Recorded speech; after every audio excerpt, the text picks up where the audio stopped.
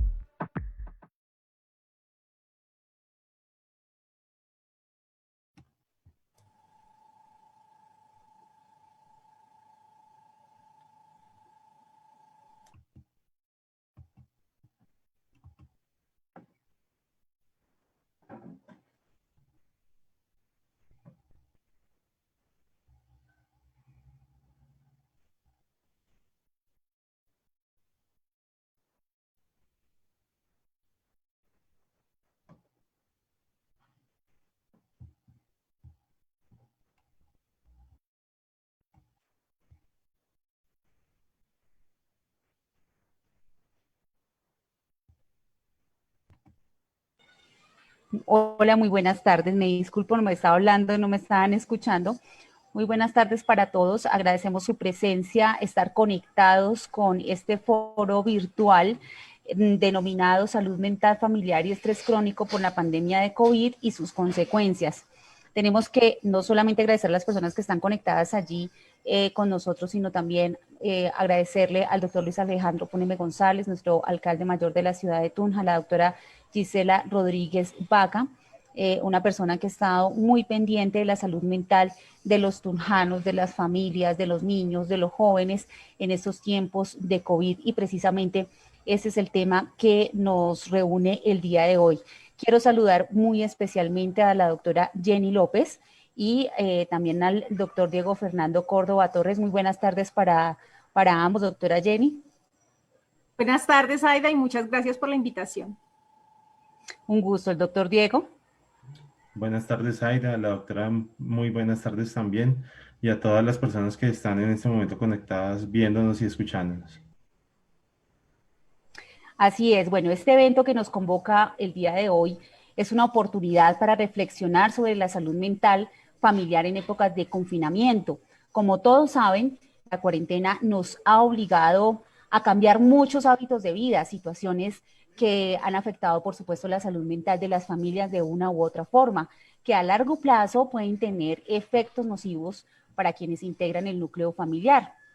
Entonces, por esta razón decidimos invitar a estos dos expertos, quienes de manera estructurada van a comentarnos sobre cómo afrontar esas situaciones de estrés y también cuáles son esos factores de riesgo. Entonces, eh, vamos a darle la palabra al doctor Diego Fernando Córdoba Torres. Él es médico cirujano de la Universidad de Boyacá, residente de tercer año de la especialización de medicina familiar de la UC, y el tema que va a compartir con nosotros el día de hoy se denomina familia, factores de riesgo para ideación y conducta suicida y salud mental familiar. Así que usted tiene la palabra, doctor. Bueno, pues muchísimas gracias aquí pues por la invitación para participar en este foro. Lo primero que yo quiero es hacer como un repaso o una miradita de qué se conoce como familia. Tal vez cada uno tenemos un concepto diferente, pero saber cuál es la verdadera importancia de la familia para ver cómo esta primera institución va a tener una influencia en las personas a cualquier edad en su salud mental. Entonces, tenemos que la familia es un núcleo fundamental sobre el cual la sociedad se va a mover y se va a distribuir. El trabajo de la familia está basado en qué? En que el desarrollo de cada uno de sus miembros logre transmitir a sus siguientes generaciones o a su núcleo familiar los valores, la cultura del pasado y del presente, y así como se van a inculcar los valores morales de generación en generación. Entonces tenemos que el concepto de familia es muy difícil de definirlo. Si nosotros nos vamos a la literatura, vamos a encontrar que no existe una definición única o universal de qué es la familia, pero sí se tienen diferentes componentes que nos pueden llegar a ubicar ese concepto en un todo. Entonces podemos decir, primero, pues que es una célula básica de la sociedad, es la más de las universales de las instituciones, es aquí donde la sociedad se forma, se crea y va a ir desarrollando sus roles en la comunidad. Además, es un agente de socialización donde por excelencia al exceder el límite de un hogar se involucra con la demás sociedad. O sea, lo vemos todos los días en nuestros ambientes laborales, en los ambientes escolares de los niños o en las comunidades de los barrios y de la ciudad. Entonces aquí tenemos que es muy importante cómo se transmite esa cultura y esta cómo va a influir en la salud mental de las personas. Si las personas están en un ambiente natural, en un ambiente familiar, sin estrés, sin conflictos o con una buena funcionalidad, va a haber menos riesgo de presentar problemas a nivel de salud mental. Entonces, según la literatura y lo que se conoce, hay una teoría, es la teoría de los sistemas. Esta que habla, la teoría de los sistemas tiene como centro y como núcleo a la familia. Después, alrededor de él, es como una tortica que se va a ir abriendo y van a venir los diferentes agentes. Entonces tenemos la familia nuclear, después vamos a ver a la familia extensa, después la sociedad cercana, la sociedad más extensa y finalmente a las instituciones. Y todo se compone en un mismo todo que afecta a una persona o a su familia. Entonces es muy importante tener esta visión que nosotros no estamos solos y que siempre vamos a estar conectados de algún modo o de otro con los demás sistemas. No puedo dejar yo de lado a mi familia más cercana o a mi familia más extensa, eh, ni tampoco puedo yo decir que el sistema de salud no me va a afectar a mí o que la economía no afecta a mi familia. Aquí tenemos que tener esto muy en cuenta porque si empezamos a ver los factores de riesgo, vamos a ver que se dividen en tres grupos grandes: los familiares, los sociales y y los comunitarios. Entonces, ahí vamos a ver que todos van a estar relacionados con un todo y que va a afectar a la persona, obviamente. Entonces, dentro de los factores de riesgo familiares, que tal vez son los que están más involucrados en la salud mental de las personas, aquí vemos las relaciones intrafamiliares. Entonces, esa intermediación y la forma como la persona desarrolla su día a día en su familia va a afectarlo al individuo tanto en la sociedad como en la comunidad. Además, vemos que la familia cumple funciones muy importantes tanto desde el punto de vista educativo, formador de valores y en cuanto al afecto. Y estos se van a ir desarrollando y van a tener un efecto muy importante a nivel de salud mental que pueda llegar a presentar pues algún tipo de conducta o de ideación suicida. Entonces, aquí vemos que la funcionalidad familiar es muy clara en los textos y la literatura al decirnos que las personas, cada persona del núcleo familiar ve la funcionalidad familiar desde un punto de vista diferente. ¿Qué quiere decir esto? Yo presiento que mi familia funciona de una manera, pero las demás personas del núcleo familiar la van a ver de otra forma. Y aquí vamos a ver muchos factores que van a estar afectándola. Entonces aquí podemos ver el estatus socioeconómico es muy importante. ¿Por qué? Pues porque esto viene aunado a otros problemas, por ejemplo, problemas económicos o disfuncionalidad familiar.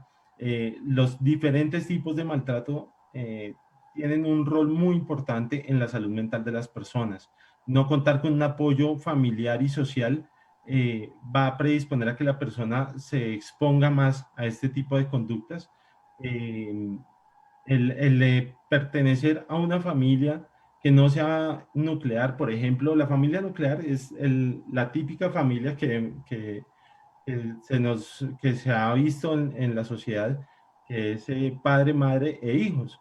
Si las personas están en otro tipo de familias, por ejemplo, con un solo papá o con una sola mamá, o que han sido familias que han venido siendo reconstituidas, van a ser factores de riesgo adicionales para presentar este tipo de conductas. Lo mismo los acontecimientos estresantes, la pérdida de un ser querido, y más en esta época de pandemia, pues también puede ser un factor que puede estar asociado directamente con el tipo de conductas.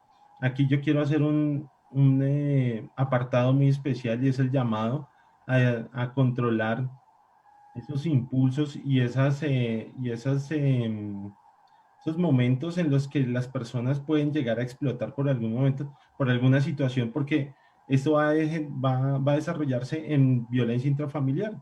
Y es que la violencia intrafamiliar no solamente es física, también puede ser psicológica, también puede ser por acoso y bullying intrafamiliar, y pues obviamente el que tal vez le tememos muchos de los miembros de las familias, y es el abuso sexual, que está muy relacionado con los intentos y las conductas suicidas.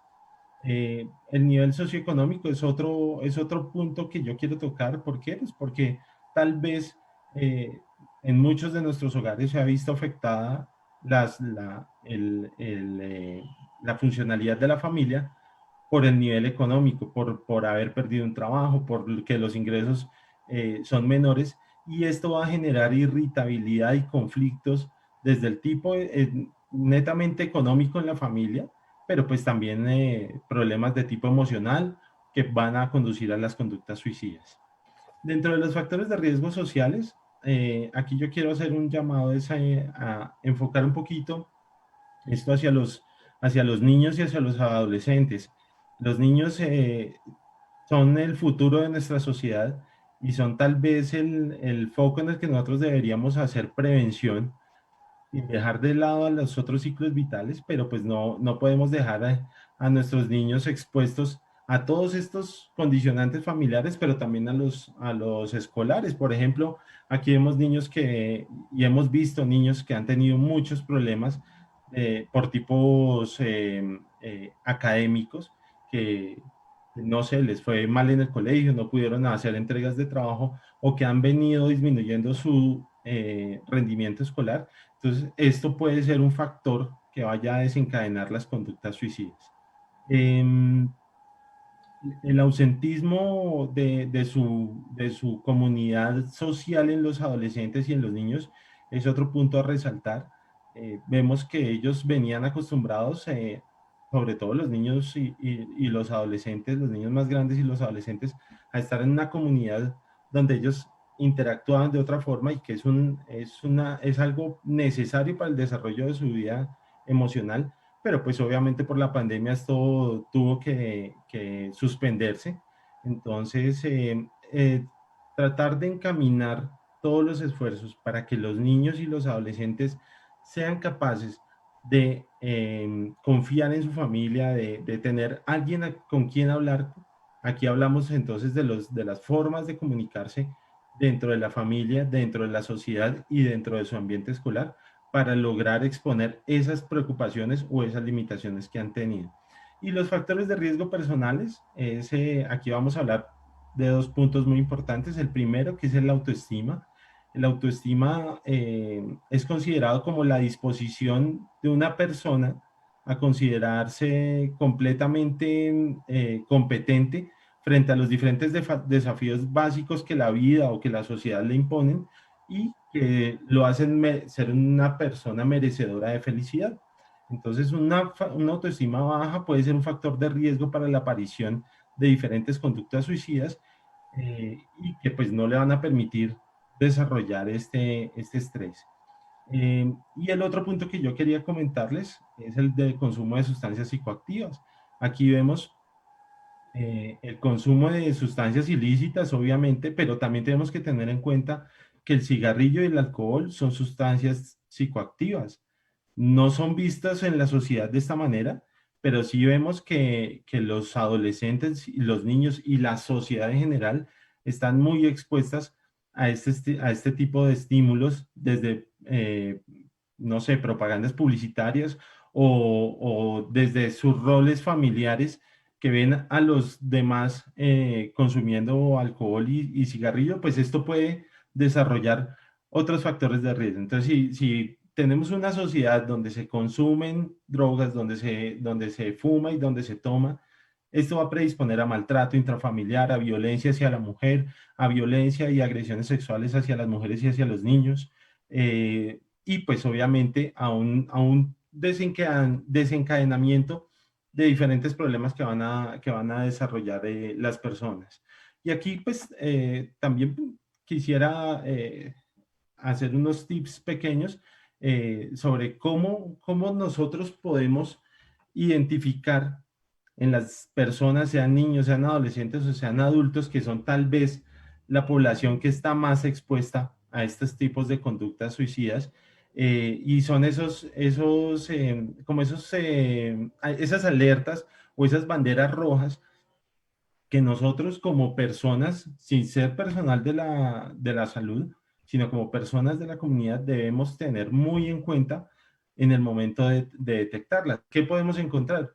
La persona que dice, no sé, yo no quisiera despertar mañana, o que escuché a un amigo decir, tal vez la vida de las demás personas estaría mejor si yo no estuviera, o las personas que se hacen lesiones tipo cutting o rayarse la piel con elementos filosos, son como llamadas de alerta que nosotros no podemos dejar pasar para prevenir un deceso o un desenlace trágico, porque esto va a llevar más consecuencias complicadas hacia la familia y hacia la sociedad.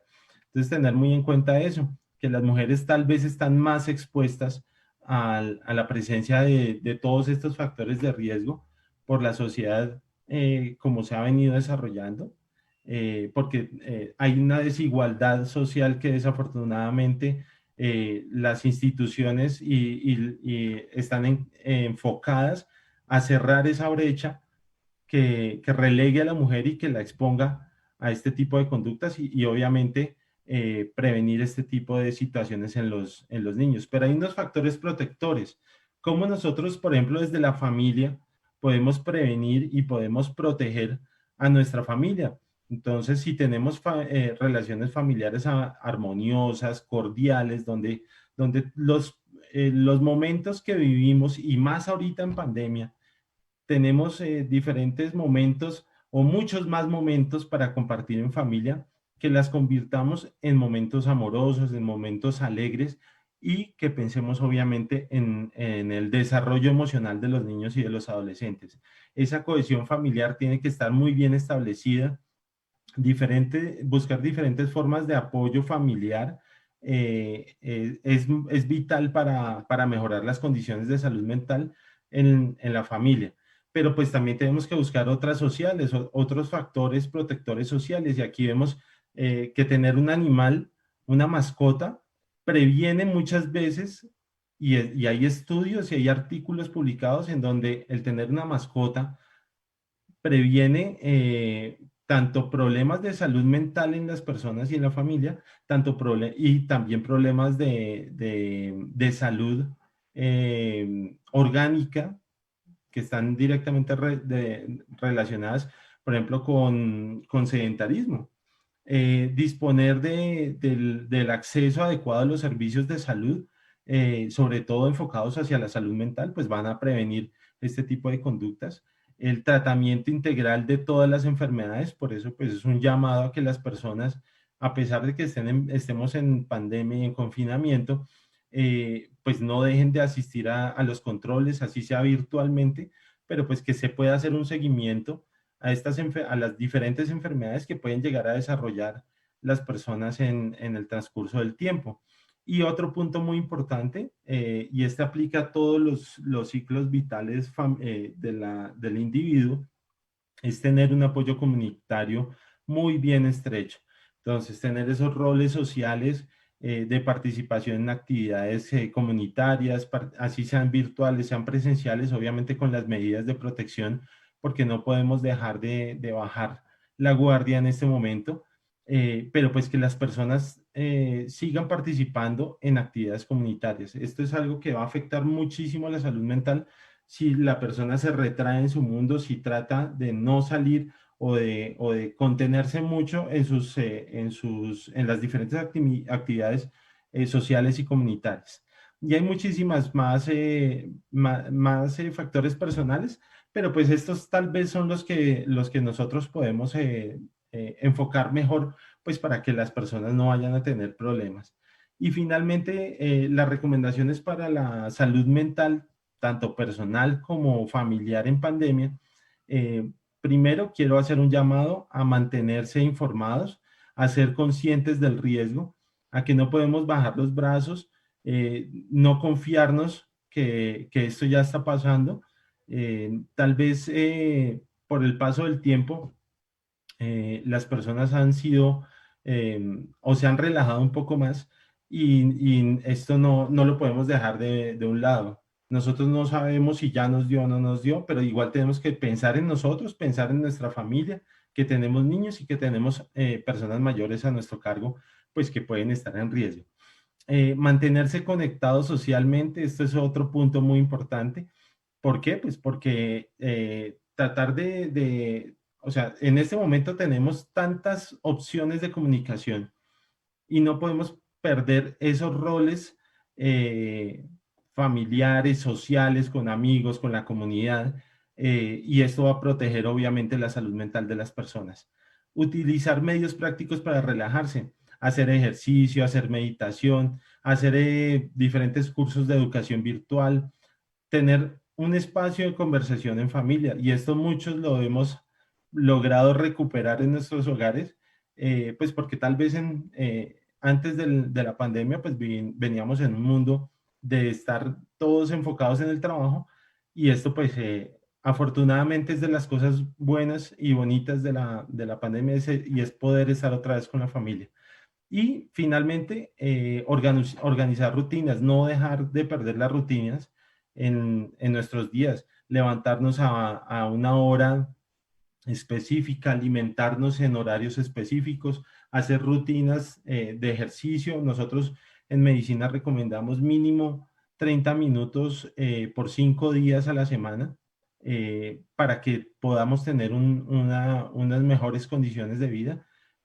Organizar los horarios de trabajo, organizar los horarios de estudio cuando los niños están en el colegio, y obviamente alimentarnos adecuadamente, porque pues aquí van a venir otros factores adicionales que pueden llegar a afectar a nuestras personas.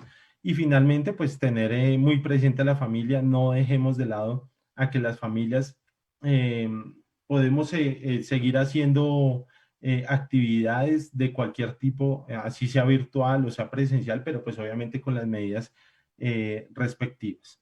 Entonces, el llamado es para que primero reconozcamos que la familia es la primera institución de la sociedad, y esa es la primera institución a la que todos vamos a acceder en algún momento de tener algún problema de salud mental. Dos, tener muy presentes todos estos factores de riesgo que les dije, aunque hicieron falta muchos, pero pues yo sé que por cuestiones de tiempo pues no los podemos mencionar, pero estos tal vez eran como los más puntuales para hacer prevención en salud mental y conductas de ideación suicida, y pues las recomendaciones de salud mental en la pandemia. Muchísimas gracias, doctor Diego. Nuestros expositores hoy, conferencistas, tienen 20 a 25 minutos, estamos apenas de tiempo. Muchas gracias, doctor Diego, por eso.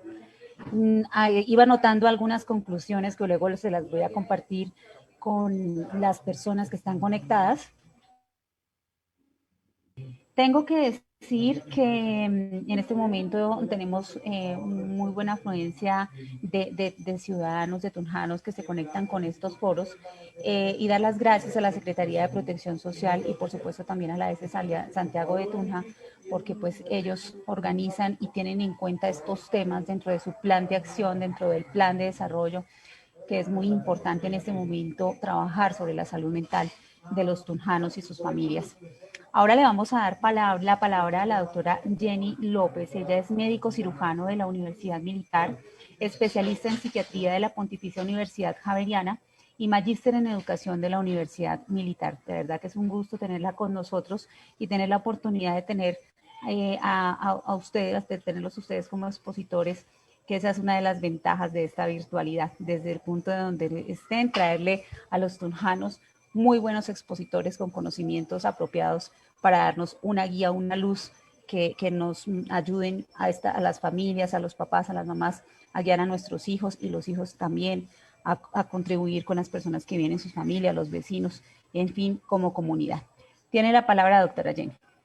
Bueno, Zaida, muchas gracias. Gracias al doctor Diego por la introducción al tema. Realmente es muy importante todo lo que nos mencionó y se conecta muy bien con lo que vamos a hablar.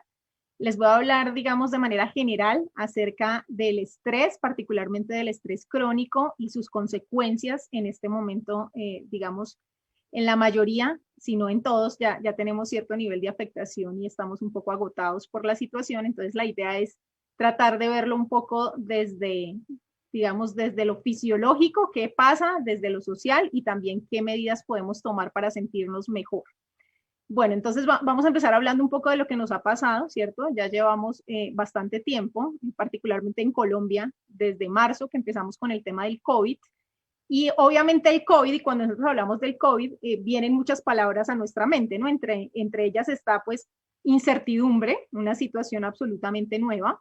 Podemos verlo como una crisis, podemos verlo como un proceso de aprendizaje también, que nos ha llevado a desarrollar bastantes habilidades que no sabíamos que teníamos. También lo vamos a ver como pues digamos, temor a enfermarnos, como pérdida. Hemos perdido muchas cosas, lastimosamente también hemos perdido muchas personas, hemos perdido trabajo, hemos perdido, digamos, muchas de las cosas o de las situaciones que previamente considerábamos como normales y que asumíamos que las teníamos y ya. Entonces, digamos que esta situación del COVID lo podemos vivir como una situación nueva, como una situación de crisis, una situación muy particular y generalizada, porque es el momento en el cual vemos que todos estamos pasando por la misma situación, y esto es algo absolutamente extraordinario, que por lo menos en el tiempo en que nosotros estamos en nuestras generaciones actuales, pues no había ocurrido antes. Es importante de todas maneras resaltar que como especie sí hemos tenido otras situaciones de pandemia y que esto de por sí pues ya nos ha enseñado que como especie pues podemos sobrellevarlas y salir de alguna manera resilientes posterior a ellas, y que a veces no habíamos sido conscientes de eso porque no nos había tocado a nosotros, pero pues esta vez nos tocó y en este proceso estamos. Cuando nosotros hablamos de estrés, vamos a hablar un poco de las definiciones, vamos a decir que el estrés es un proceso en el cual el cuerpo, digamos, nuestro cuerpo desde el punto de vista fisiológico, psicológico, trata de adaptarse a situaciones que generan una demanda adicional a lo que normalmente haríamos. Por lo tanto, podemos decir que el estrés nos permite adaptarnos, es un proceso de adaptación. Obviamente estas situaciones nuevas podemos verlas como situaciones desafiantes, pero que nos permiten el crecimiento. Y en este caso estaríamos hablando del estrés bueno o lo que conocemos como euestrés. Un ejemplo de esto sería un examen académico. Sabemos que es una demanda adicional que exige de nosotros mayor energía, mayor atención, pero que sabemos que es necesario para nuestros objetivos. Otro ejemplo de euestrés sería, por ejemplo, una boda, ¿cierto? Una celebración que necesitamos organizar un montón de cosas, que son un montón de actividades, pero sabemos que tiene un propósito. Cuando vemos, digamos, esta situación nueva, esta situación demandante como un desafío, como una oportunidad de crecimiento, pues obviamente activamos toda la cadena que nos permite estar más enérgicos, por decirlo así, con mayor rendimiento. Pero después de que pasa la situación, pues obviamente volvemos a nuestro estado basal. Cuando tenemos una situación que vivimos como amenazante, en la cual ya tenemos, digamos, una probabilidad de que nuestra integridad o nuestra vida esté en riesgo, estaríamos hablando ya de una situación en la cual el estrés podríamos considerarlo como malo, como una sensación, digamos, de malestar, y estaríamos hablando del disestrés. Un ejemplo de este puede ser que voy pasando la calle y de pronto viene un carro que no sé, no respetó el semáforo y yo siento que puede atropellarme, y en ese momento obviamente yo corro, se activan todos mis mecanismos de alerta y eso me permite sobrevivir. Entonces, en este caso, aunque se siente como malo, digamos, como amenazante, pues activar este sistema de estrés agudo me va a permitir aumentar mis probabilidades de supervivencia, y por eso el estrés es una respuesta que se desarrolló, digamos, desde el punto de vista evolutivo para permitirnos sobrevivir a las amenazas que hemos tenido como especie desde hace muchísimos años. En este caso, entonces, estaríamos hablando del euestrés, recordemos como estrés bueno, y el disestrés como estrés malo. Sin embargo, nos permite sobrevivir y generalmente es de corta duración. Cuando ya hablamos del estrés crónico, que es un poco lo que ya estamos viviendo, vamos a ver que tenemos una situación que no se resuelve rápidamente. No es como el caso del carro en el cual voy pasando y ya pasa la situación, sino que en el estrés crónico vamos a tener que esta situación nueva o amenazante, pues me va a generar un desgaste, digamos, por mucho tiempo, y obviamente mi cuerpo va a tratar de adaptarse, pero eso genera un costo, porque claro, yo trato de mantener lo que nosotros llamamos el equilibrio, en medicina lo llamamos la homeostasis del cuerpo, pero eso empieza a sacrificar algunos sistemas para poner, digamos, la supervivencia como máxima prioridad. Y es un poco lo que ya nos está pasando, ¿cierto? Por el tiempo que llevamos con la pandemia. Entonces, podríamos decir que inicialmente, ante la situación de estrés, voy a estar en alerta, que es lo que hablamos previamente. Luego va a llegar a un proceso de adaptación o resistencia, también se llama esta fase, y ahí la idea es que el estrés pase. Cuando esto no sucede, como en este caso que estamos viviendo, vamos a llegar a una fase que bien mencionó el doctor Diego, que es el agotamiento, y es mucho de lo que ya estamos sintiendo. ¿Qué va a pasar con este agotamiento? Que eso nos puede llevar a disminuir nuestros niveles de adaptación, y es un poco lo que el doctor también nos mencionaba, que mucha gente ya está como muy relajada. Claro, ¿qué pasa? Como estoy agotado, entonces ya, digamos, digo como hay personas que en este momento minimizan mucho el riesgo y dicen como no, pero pues si no me ha pasado nada en todo este tiempo, ya no me va a pasar. La gente estaba exagerando al comienzo, como así que nos pasaron de una cuarentena estricta y ya todo otra vez se reabrió más o menos, digamos. Entonces, obviamente esto va a depender mucho del conocimiento que yo tengo en relación a la pandemia, desde el punto de vista biológico también, desde las políticas de salud pública, desde mis rasgos de personalidad, pero también desde el compromiso que yo tengo como ciudadano con mi autocuidado. Y también recordemos que de la acción de cada uno va a depender la salud y el bienestar de los demás. O sea, esta es una situación en la pandemia en la cual mi responsabilidad no solo va con mi autocuidado, sino que mi acción puede tener consecuencias en otras personas, porque como sabemos hay, digamos, grupos vulnerables en los cuales si llegan a contagiarse, pues la probabilidad de complicación o de muerte puede ser mayor. Y lastimosamente también, trayendo un dato estadístico que podemos ver en estos tiempos, la mayor probabilidad de contagio en este momento de COVID se da en las casas. Ya no es en los ambientes externos, porque en los ambientes externos las personas están teniendo mejores medidas, ¿no? Estamos usando el tapabocas de una manera generalizada, en la mayoría de los casos, manteniendo como las recomendaciones, pero ¿qué pasa? Muchas veces tenemos personas vulnerables en casa, la otra persona sale, no usa las medidas correctas o por alguna razón se contagia y obviamente en la casa nos flexibilizamos, no usamos el tapabocas, no usamos el distanciamiento, no somos tan juiciosos y estamos infectando a nuestros grupos vulnerables en casa. Entonces, este es un llamado para que este agotamiento del estrés crónico, como lo mencionaba también el doctor, no nos lleve a disminuir las medidas y a aumentar la probabilidad de que nuestras personas queridas y también, digamos, las personas que no conocemos pero que están en riesgo, pues tengan algún tipo de consecuencia desafortunada que previamente no tuvieron, ¿no? Porque digamos que como llevamos muchos meses, al comienzo éramos muy juiciosos y muchas personas han disminuido este nivel de atención o han disminuido la percepción de riesgo. Entonces, esto un poco para hablar del agotamiento del estrés crónico. ¿Qué cambios fisiológicos vamos a ver nosotros en nuestro cuerpo cuando estamos ante una situación de estrés? ¿Por qué decimos que se sacrifican algunos sistemas para, digamos, darle prioridad a la supervivencia? Resulta que nuestro organismo tiene una parte del sistema nervioso que se llama el sistema nervioso autónomo. Este es un sistema nervioso que funciona de manera involuntaria, es decir, nosotros no decimos el corazón tiene que latir y le damos la orden al cerebro para que mande la señal al corazón, ni le decimos al estómago tiene que liberar un montón de sustancias para hacer la digestión. Eso ocurre de manera autónoma y por eso se llama el sistema nervioso autónomo. Pero para que este, digamos, sistema tenga un equilibrio, él depende de dos, digamos, subsistemas que podríamos llamar el sistema nervioso parasimpático y el sistema nervioso simpático. Entonces, ellos mantienen un equilibrio normalmente y eso permite que nuestros sistemas funcionen de una manera adecuada y nosotros no tenemos ni idea de todos los procesos bioquímicos que suceden para que esto ocurra. Pero tenemos en general un estado de equilibrio entre los dos sistemas y eso nos lleva a mantener, digamos, nuestras constantes vitales dentro de la normalidad. Cuando nosotros estamos en una situación de estrés, lo que va a pasar es que va a dominar el sistema nervioso simpático, que es el sistema de alerta o de alarma del cuerpo. En este caso, ¿qué va a pasar? El sistema percibe una situación de riesgo y lo que necesitamos en una situación de riesgo es o correr para huir de la situación o luchar para poder defendernos. Esto viene obviamente con nuestra memoria evolutiva. En este caso, ¿qué va a pasar? Que necesitamos mayor cantidad de sangre a los músculos y por lo tanto también necesitamos que el corazón empiece a latir más rápido porque de esta manera, si me llega más sangre a los músculos, yo voy a poder correr más rápido. Entonces vamos a ver que en el sistema nervioso simpático, gracias a la liberación de una sustancia particularmente que todos hemos escuchado que es la adrenalina, eso nos va a llevar a tener taquicardia, a aumentar la tensión arterial, eso nos va a dilatar las pupilas y nos va a mantener entonces en este estado de alerta permanente.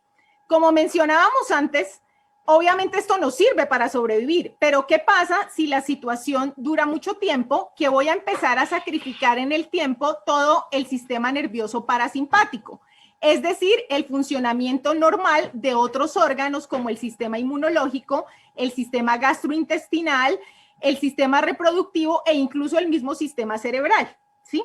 Entonces, esto lo tenemos que entender muy bien, porque en la medida en que yo más esté, digamos, preocupada o en un estado de alerta permanente, mi sistema cardiovascular va a aumentar, pero mis otros sistemas van a disminuir.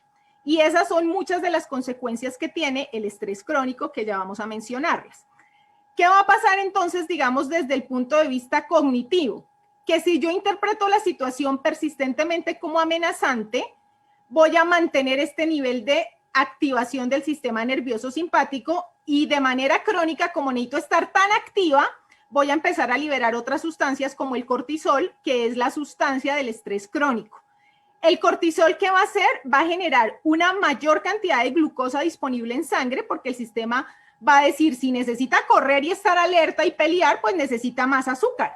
Y esa es una de las razones por las cuales el estrés nos genera aumento de peso, nos genera aumento del apetito y puede obviamente hasta generar diabetes o empeorar la diabetes. Entonces vamos a ver que uno, digamos, puede no reconocer todas las consecuencias que puede tener el estrés, pero el estrés no solamente nos va a afectar desde el punto de vista mental, sino también físico de manera muy importante, y hay muchos estudios que ya lo muestran. ¿Qué debo hacer entonces para tratar de que esta situación tan nueva y amenazante de alguna manera no me afecte tanto? Mucha de la respuesta que vamos a tener va a depender de la interpretación que hacemos de la situación. Si nosotros obviamente interpretamos la situación de COVID como amenazante, como lo es, pero tomamos las medidas necesarias, digamos, tenemos algún nivel de previsión, ¿cierto? Nos adelantamos y decimos, por ejemplo, yo sé que debo seguir las recomendaciones, que de hecho en este momento son muy claras, e incluso hay unas mnemotecnias para recordarlas, que es evitar las 3C, que son espacios cerrados poco ventilados, el contacto cercano y espacios muy concurridos. Entonces, si yo tengo eso muy claro de las 3C, entonces yo digo, no, hoy tengo que salir porque debo hacer mercado, pero sé que debo evitar las 3C, y eso me va a dar cierto nivel de certeza y de tranquilidad, y mi nivel de temor va a disminuir porque yo estoy siguiendo las medidas. En este caso, interpreto la situación como peligrosa, pero en la medida en que tomo las medidas, voy a sentirme más tranquila y por lo tanto mi nivel de estrés va a disminuir. ¿Qué otras recomendaciones tenemos? Hacer las 3M, que son pues recomendación también en este momento, que son usar la mascarilla o el tapabocas, el lavado de manos frecuente y mantener por lo menos 1 metro de distancia. Si yo tengo esto tan claro, ¿cierto? Entonces voy a saber que debo adaptarme a lo que estamos llamando la nueva normalidad. ¿Y por qué hay que adaptarnos? Precisamente por eso, porque si yo percibo que eso es lo que voy a vivir por un tiempo, pues ya la situación no se hace tan nueva, sino es la situación cotidiana en este momento. Si vivimos en el día a día y aprendemos a tolerar mejor la incertidumbre, si nos flexibilizamos y sabemos que en este momento debemos priorizar la salud sobre otras metas o sobre otros objetivos que teníamos previamente, y vamos a tratar de precisamente ir muy despacio, porque esto parece una maratón, o sea, hoy tenemos unas certezas, mañana no sabemos qué va a pasar.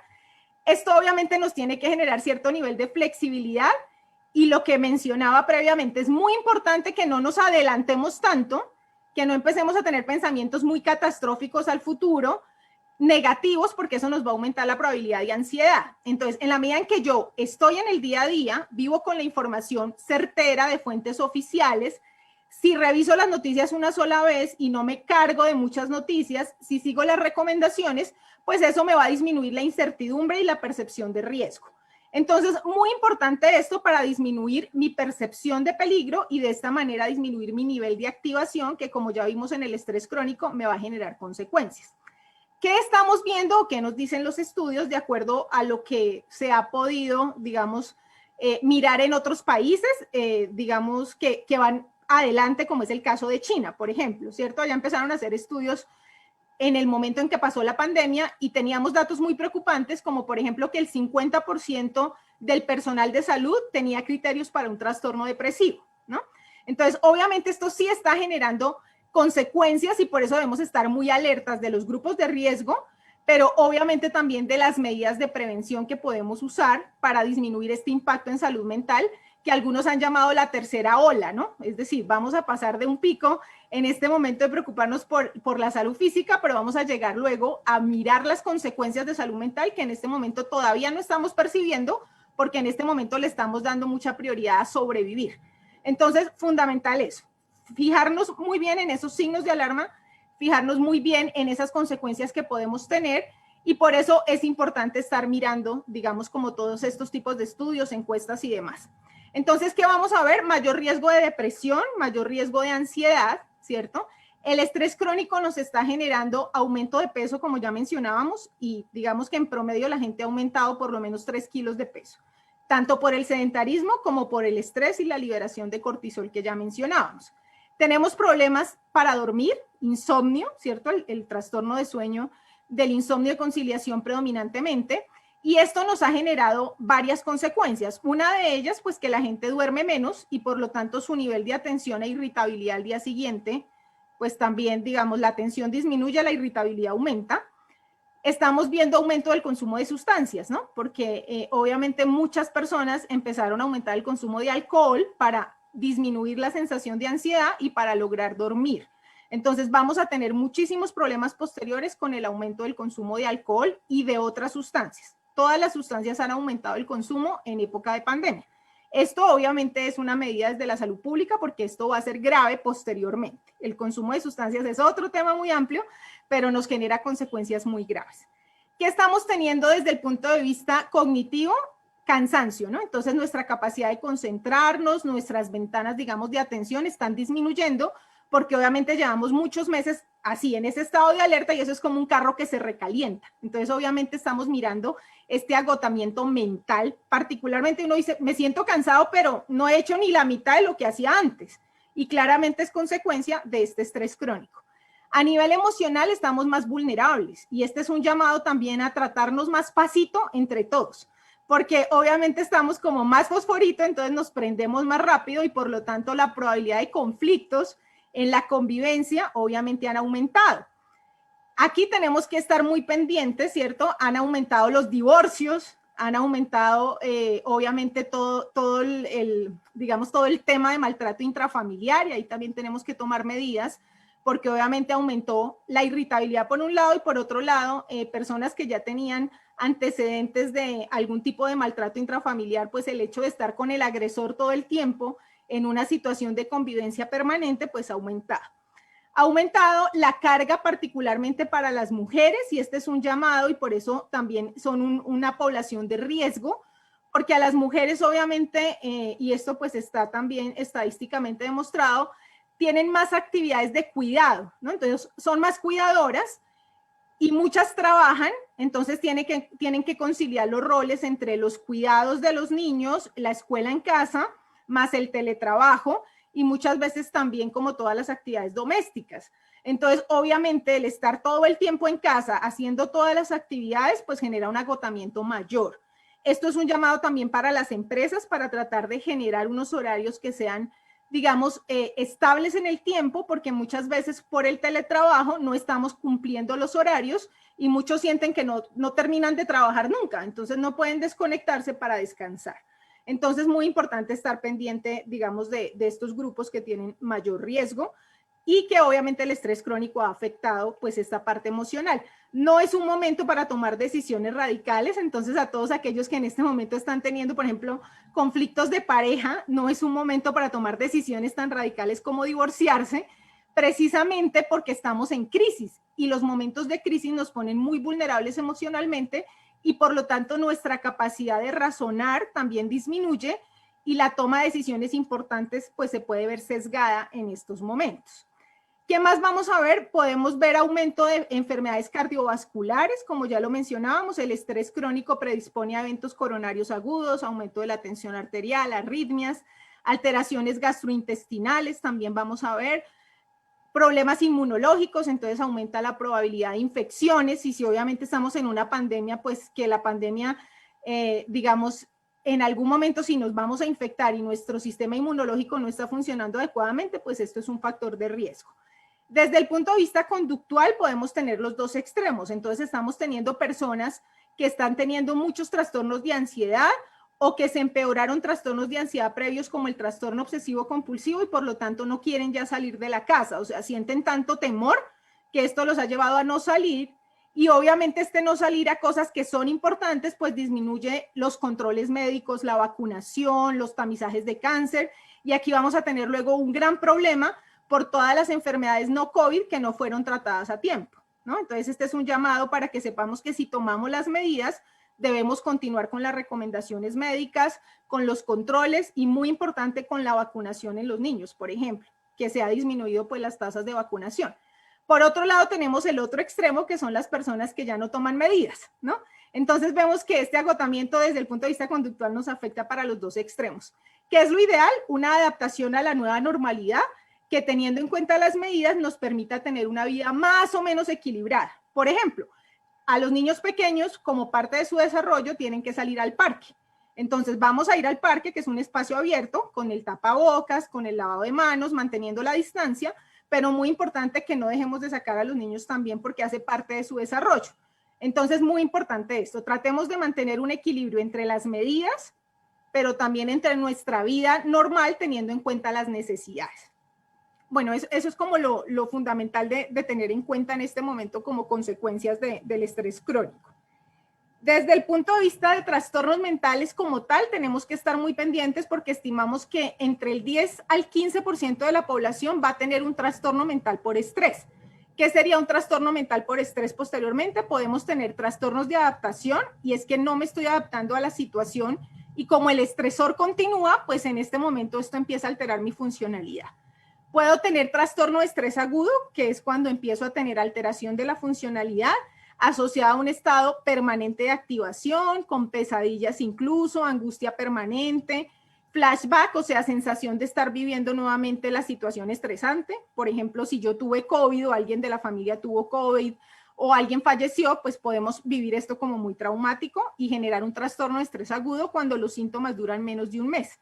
Y podemos tener también trastorno de estrés postraumático, que son los mismos síntomas que mencioné previamente, pero que duran más de un mes. En todos estos casos vamos a necesitar ayuda profesional e incluso en algunos casos ayuda farmacológica. Esto es para tener en cuenta los signos de alarma para consultar a tiempo, ya que si tratamos un trastorno mental a tiempo, pues esto va a disminuir la probabilidad, digamos, de que se cronifique más o que no responda al tratamiento. Dentro de otros trastornos que también están asociados al estrés estaría el trastorno depresivo y los trastornos de ansiedad. Y obviamente para las personas que previamente ya tenían algún tipo de trastorno, pues una situación estresante va a aumentar el riesgo de una recaída o de una crisis. Ahí debemos estar pendientes. ¿Qué se recomienda hacer entonces? Recordemos que la interpretación de la situación influye mucho, entonces tratemos de enfocarnos en lo que sí podemos controlar. Al cerebro le gusta tener cierto nivel de percepción, digamos, de control y de predicción. Entonces, ¿qué sabemos? Que por lo menos esto va a durar mínimo un año más, así mínimo, y por lo tanto, si ya tenemos esa certeza, pues sabemos que nos debemos preparar para este tiempo. ¿Qué sabemos además? Que viene una vacuna, no sabemos cuándo, pero ya vemos que otros países ya empezaron. Entonces eso nos da como una luz de esperanza que si bien no es todavía, en algún momento vamos a tenerlo y por eso debemos tratar de aguantar y tratar de mantenernos lo mejor posible hasta ese momento. Entonces vamos a tratar de controlar las cosas que sí dependen de nosotros. Como decía el doctor Diego, muy importante la actividad física, porque además en la actividad física vamos a liberar sustancias que son benéficas para la salud mental, como las endorfinas, la serotonina y la dopamina. Esto obviamente nos va a ayudar. El contacto social no lo podemos perder, entonces estamos en un distanciamiento físico, pero no en un distanciamiento social, porque si de algo nos hemos dado cuenta en la pandemia es que somos seres sociales y necesitamos mucho sentirnos en red, sentirnos apoyados y sentir que pertenecemos a nuestros grupos de apoyo, a nuestras familias y demás. Entonces, en la medida de lo posible, pues mantener este contacto social, y para las personas de riesgo, niños y adultos mayores, es muy importante que se sientan queridos y apoyados. Entonces, esta parte es fundamental. Vamos a tratar de ajustar nuestros horarios para tener unos tiempos de recarga, ¿cierto? Que podamos descansar, que tengamos límites, que eso sea, digamos, predecible, trabajo hasta tal hora. Si bien estoy, por ejemplo, en escuela, en casa, hay unos horarios en los cuales todos vamos a descansar y vamos a tratar digamos, de compartir y de tener unos momentos de tranquilidad. Es fundamental que tengamos momentos de recarga. Existen ya en internet también muchos videos libres de todo lo que tiene que ver con técnicas de respiración, relajación, meditación, yoga, mindfulness y demás. Todo eso funciona muy bien, teniendo en cuenta que cuando nosotros respiramos despacio, le vamos a mandar esta señal al cerebro que la situación no es tan peligrosa. Como decimos, en la activación del sistema nervioso simpático se aumenta la frecuencia cardíaca, pero también se aumenta la frecuencia respiratoria. Entonces, si yo empiezo a respirar más despacio, de alguna manera le estoy diciendo al cerebro, no, la cosa no está tan grave, porque estoy respirando despacio de manera voluntaria, y por lo tanto esa respuesta adrenérgica del sistema nervioso simpático va a disminuir y me va a sentir más tranquila. Entonces parece, digamos, muy simple, pero el hecho de aprender a respirar despacio nos va a ayudar muchísimo y existen muchos tutoriales para hacer esto. Por último, es fundamental conocer los signos de alarma para pedir ayuda, ¿no? Entonces, si por ejemplo, definitivamente no estoy pudiendo dormir, o sea, me cuesta mucho descansar porque tengo mucha ansiedad, muchos pensamientos que me están rumiando todo el tiempo del riesgo, la percepción, problemas económicos, etcétera. Necesito pedir ayuda porque no dormir es un factor de riesgo muy importante para salud mental, incluso para psicosis. Es decir, necesitamos dormir porque durante el sueño ocurren un montón de situaciones fisiológicas que son importantes para que estemos en un nivel físico adecuado.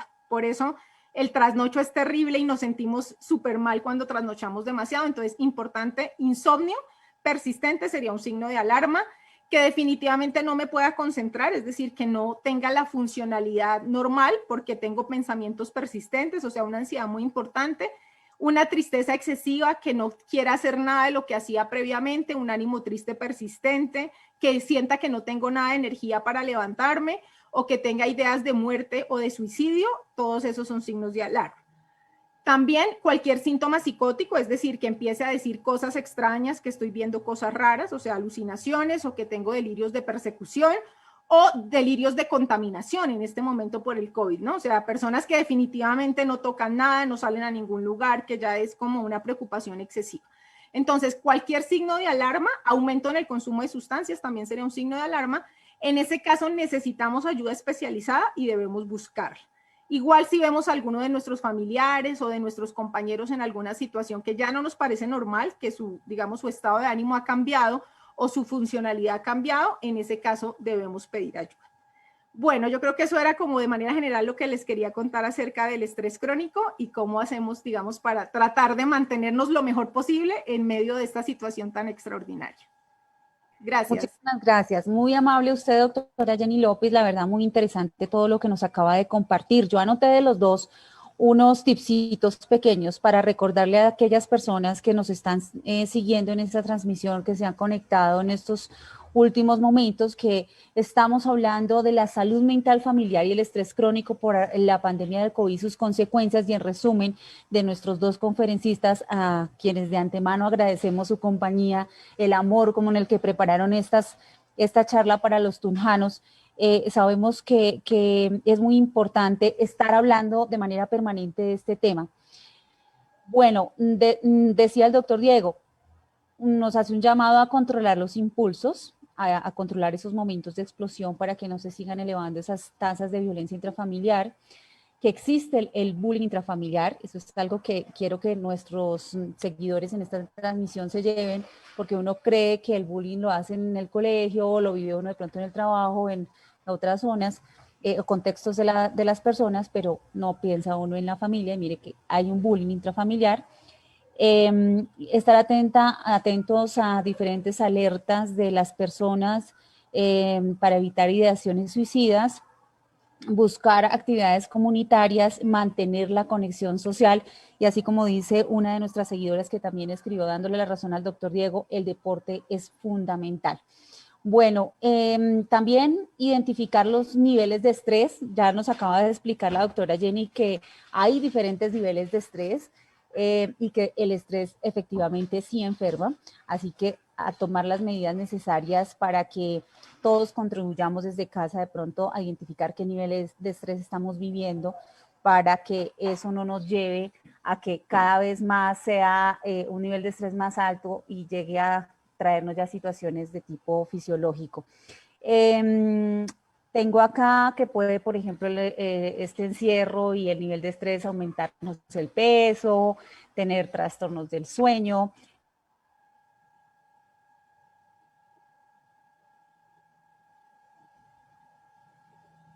Mencionó eso a grandes rasgos porque ustedes realmente lo explicaron muy bien. Vamos a tener esa transmisión todo el tiempo en nuestras redes sociales para que las personas que no pudieron estar en nuestra compañía el día de hoy pues tengan la oportunidad de tener esta charla de nuestros dos expertos muy a la mano, porque es un tema muy pertinente, un tema del momento y que realmente nos enseñaron ustedes a estar alertas y a estar al tanto de estas situaciones que se viven en la época de pandemia.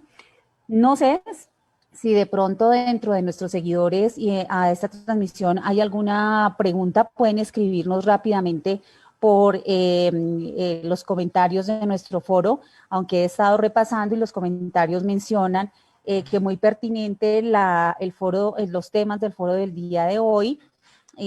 También nos dicen que la familia es la primera escuela.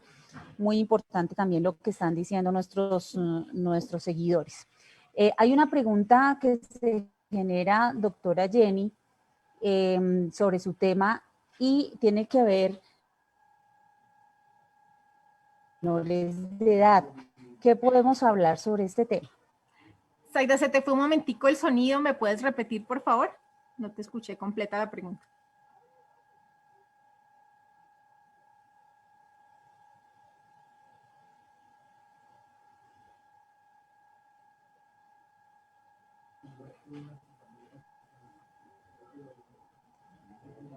Ya te veo.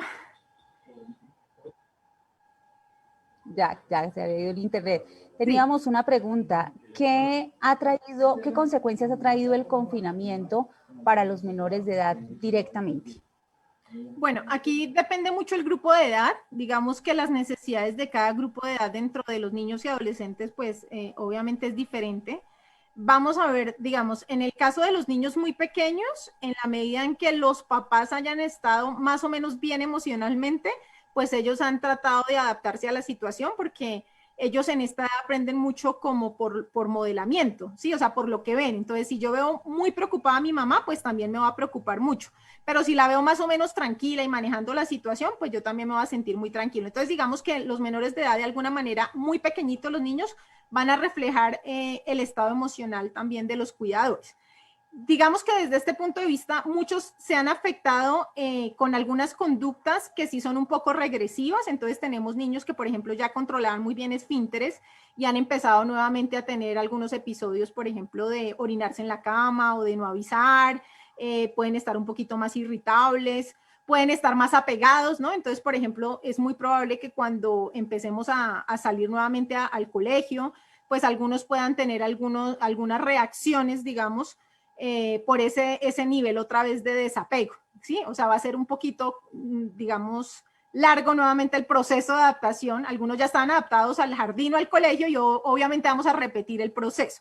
Pero digamos que todo esto se espera que sea transitorio, es decir, tenemos que tenernos paciencia, como decíamos, y no, digamos, no tratar de mantener los mismos estándares que manteníamos antes, ¿no? Ser un poquito más tolerantes, entonces entender que el hecho de que tengan algunas conductas regresivas puede ser algo adaptativo en este momento y tratar obviamente de brindarles un ambiente de tranquilidad. En este momento ya no estamos con cuarentena extrema, lo que nos permite que nuevamente puedan empezar a hacer más actividad física. Algunos se afectaron por la actividad física, algunos empezaron a aumentar el consumo de dulces, por ejemplo, entonces en los niños también hemos visto aumento de peso. Algunos que venían como en la etapa de desarrollo en la parte motriz, también los vemos un poquito más tiesitos, digamos, o sea, como que esta parte motora se puede afectar, pero la idea es que ya con el hecho de empezar a sacarlos un poco, el hecho de mantener la actividad social dentro de la familia, tratar de mantenerles la rutina, pues eso se va a mejorar. El grupo que nos preocupa incluso un poquito más desde el punto de vista de desarrollo son los adolescentes, ¿no? ¿Qué estamos viendo? Obviamente que están aumentando el tiempo en pantallas.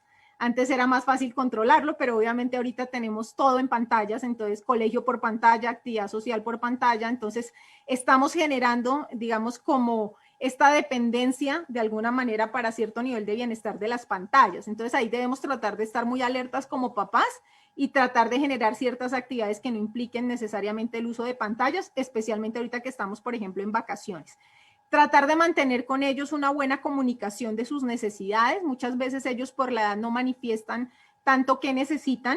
Y, por ejemplo, en los adolescentes, ¿qué nos está pasando? Que a veces no nos damos cuenta que se están deprimiendo, porque los adolescentes no se deprimen de la misma manera que los demás, o sea, no van a manifestar tanta tristeza, sino que empiezan a manifestar más aislamiento e irritabilidad. Entonces son los típicos que todo el tiempo están de mal genio.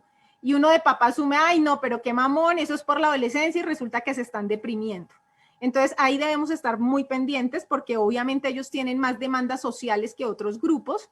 Ellos deberían estar socializando en este momento, entonces obviamente esto los ha afectado un poco más en esa área y debemos tratar también de que mantengan pues contacto con los pares, con primos, amigos de la misma edad, de alguna manera en espacios abiertos, como decíamos, tomando las medidas o pues obviamente utilizando las redes sociales. estos cambios, pues lo que decíamos, son muy adaptativos y esperamos que en la medida en que vayamos resolviendo muchas situaciones sociales, pues empiecen a mejorar estos síntomas. Doctora, muchas gracias. Rápidamente, ya para terminar nuestro foro, que estamos un poquito pasaditos, pero hay una pregunta muy persistente y es para el doctor Diego. ¿En qué edades se ha tenido, digamos, edades, hablando de grupos poblacionales, cuáles han sido los grupos poblacionales más afectados por el confinamiento con respecto a la salud mental, como para tenerles o prestarles mucha más atención? Pues como ya habíamos, como lo mencionó la doctora, pues los adolescentes y los adultos jóvenes son tal vez los que están más expuestos en este momento para problemas de salud mental, pero no podemos dejar de lado los demás grupos eh, individuales. Por ejemplo, las mujeres gestantes eh, tienen una condición muy especial y muy bonita, pero pues obviamente por el confinamiento, si están trabajando, si tienen otros niños a cargo o hay adultos mayores en la casa, pues obviamente va a haber también problemas. Y los adultos mayores es otra población que está altamente en riesgo para presentar problemas de salud mental. Pues aparte de su ciclo vital normal, pues están en un momento en el que tal vez hay un alejamiento de su familia o de sus grupos sociales que tal vez no eran tan grandes, en este momento se convirtieron más pequeños, pero pues yo sí quiero hacer un llamado que en general todos estamos expuestos, pero pues los grupos más vulnerables serían los niños, adolescentes, adultos jóvenes y los adultos mayores, pero pues no podemos sacar a nadie de este tema, todos estamos expuestos y aquí sí tenemos que tener todos muy en claro y es los roles familiares tienen que estar bien distribuidos para que no hayan sobrecargas en las diferentes personas. Ah, y otra cosita que quiero acuñar aquí un poquito, y es que pues la alcaldía, yo tuve la posibilidad en mi especialización trabajar con el programa de salud mental de la alcaldía y tienen diferentes grupos de salud mental donde tanto adolescentes como adultos pueden participar y esto ayuda a disminuir estos problemas de salud mental. Entonces, un llamado para que la gente también se informe por redes sociales de los diferentes grupos y de las actividades que se desarrollan en la ciudad, pues para prevenir este tipo de situaciones. Listo, muchísimas gracias, doctor Diego. Decía la doctora Jenny, hemos dejado atrás ciertas actividades que siempre hacíamos comúnmente, como la vacunación. Me hizo acordar que este fin de semana vamos a tener jornada de vacunación en Tunja y que es indispensable que nuestros niños, nuestras mujeres en estado de gestación, los adultos mayores y las niñas también reciban sus vacunas. Van a haber diferentes puntos en la ciudad para que salgamos con todas las medidas de protección y podamos cumplirle pues con ese gesto de amor, pienso yo que es un gesto de amor para nuestros hijos, para nuestros padres también, con la vacuna de la influencia y otras vacunas que son obligatorias, y pues que qué bueno que aprovechemos la oportunidad ya que se nos está brindando. Tengo que agradecerles a los dos, muchísimas gracias doctora Jenny, muchas gracias al doctor Diego Fernando por su tiempo, por su dedicación, por la preparación, por esta charla, y a todas las personas que se conectaron en el transcurso de esta horita un poquito más larga. Por supuesto, al doctor Luis Alejandro Fúnime y a la doctora Gisela Rodríguez Vaca, porque ellos han estado de manera permanente insistiendo en que debemos hablar del tema de la salud mental, de que debemos todos buscar esos referentes de guía, como ustedes lo son, para que no nos jueguen malas pasadas las situaciones que pues hemos estado viviendo por pandemia. Muchísimas gracias a todos, a los dos. Ojalá tengamos otra oportunidad en otro momento y de manera presencial para seguir hablando de estos temas. Y a todos nuestros seguidores, una feliz tarde y un fin de semana bendecido para todos. Muchísimas gracias. Dios los bendiga. Gracias. Hasta luego.